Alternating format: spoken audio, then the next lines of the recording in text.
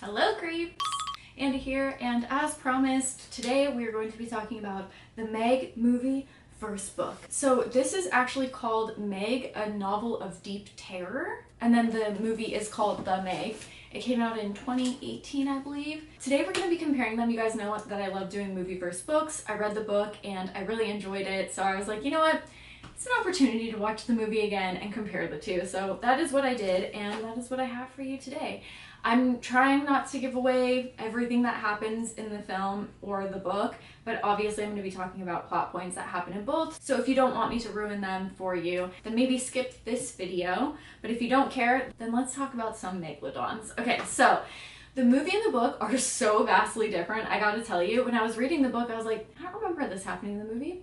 I don't remember this happening in the movie. I also don't remember this happening in the movie, and that's because none of it did. They both have the same basic plot, as in there's a character named Jonas Taylor. He's a rescue diver whose career is kind of on the fritz because his last dive led to two people not surviving, and he has been blamed for that. Now, the dives were very different in both cases. In one case, he saw a Megalodon down in the Mariana Trench, panicked, and ascended too quickly, and two of his crewmates died.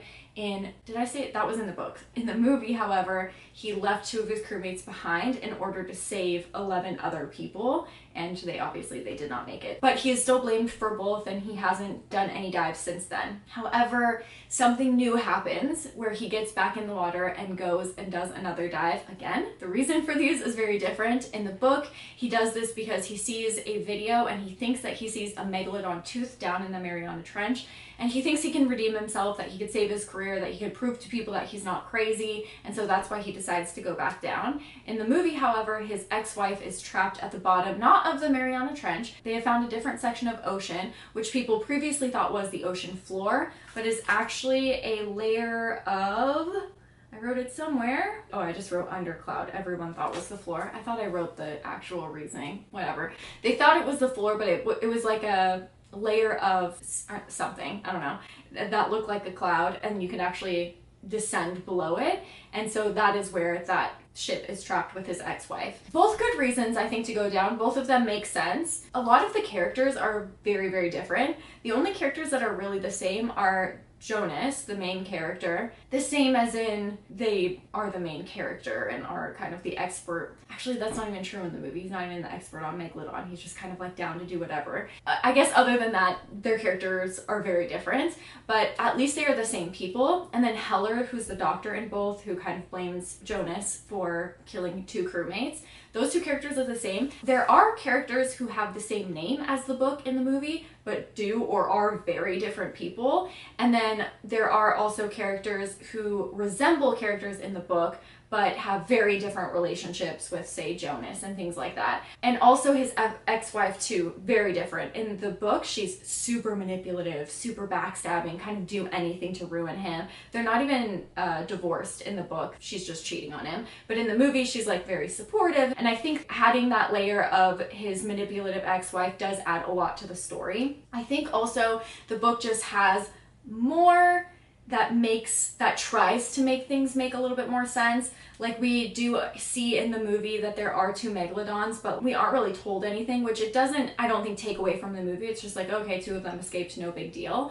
But in the book, there's definitely a reason for it. It explains more. We get a lot more anatomy of the shark. We get more of an understanding of the shark. The shark actually has very sensitive eyes because it lives, you know, really far down there, and so it doesn't surface during the day. It only will surface at night. It's also luminescent in the book. I guess maybe it's not what the Megalodon was, it's what the Megalodon would become if it were trapped that far under. Okay, I just made that connection. Although not everything at the bottom of the ocean is luminescent. I don't know how I felt about a glowing shark, but it definitely added different problems to solve in the book versus the movie. So then we find that the shark has escaped that layer. Now, this is the one thing that bothers me in the movie, because I can look over plot holes and all that sort of thing, but they say specifically that there is a tropical layer that they are stuck in, okay? They talk about it. You can see the like vents, those black smokers, I think they're called, those smokestacks in the bottom where hot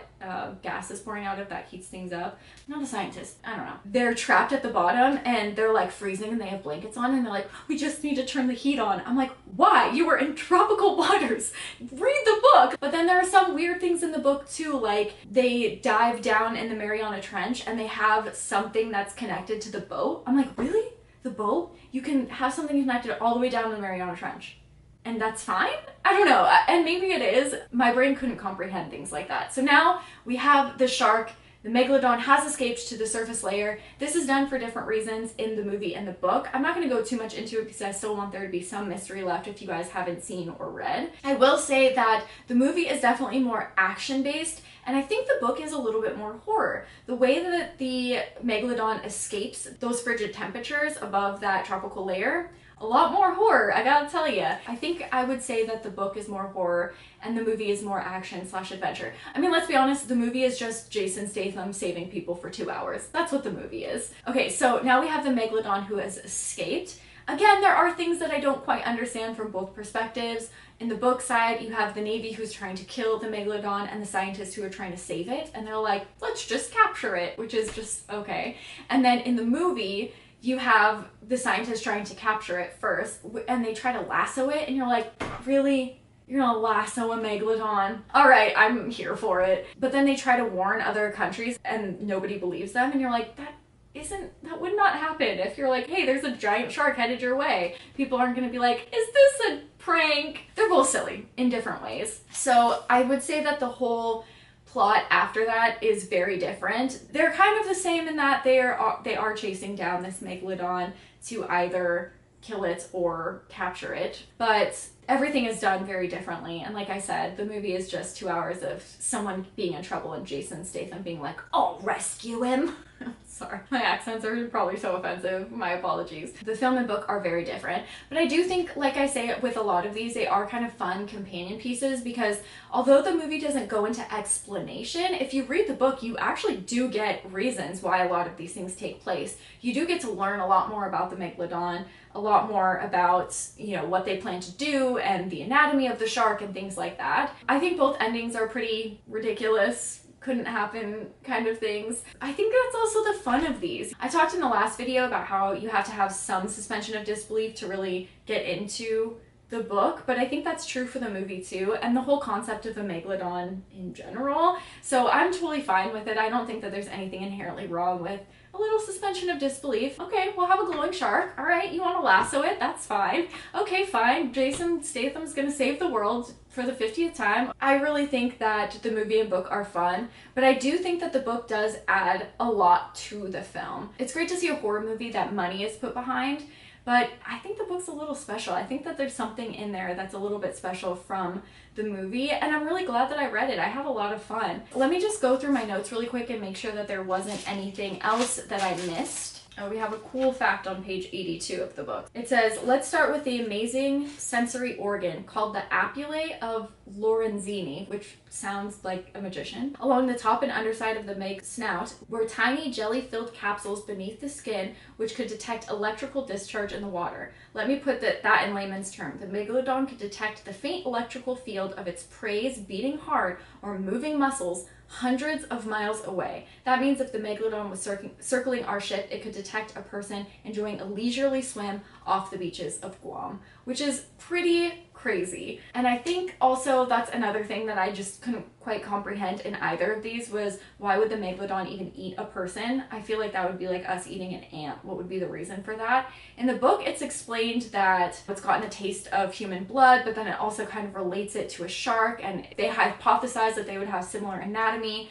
and we're definitely not on the food chain of a shark. So I don't know how I feel about that. But I guess like it's pissed off and angry, and if things are moving, it'll attack it. That was just an interesting fact. Let me see if there's anything else. Did I already say the Meg doesn't attack during the day? It only comes out at night because its eyes are so sensitive to light. That's in the book, definitely not in the movie. And in the movie, it just does look like kind of a great white shark, just way bigger. Oh yeah, and then one quick thing, I did mention this in the last video, but the reason for them stopping the Megalodon in the book isn't really that it's attacking people, it's that the Megalodon attacking the whales will change the migration of the whales, which will affect the species of fish, and it will affect like the coastal towns and people who fish. They described it as catastrophic, was the word that they used, on just like the ecosystem of the ocean, which is why they were so adamant on catching the Megalodon. In the movie, it was just like, oh, it's killing people, it's wrecking ships. I just wrote, lasso shark, ...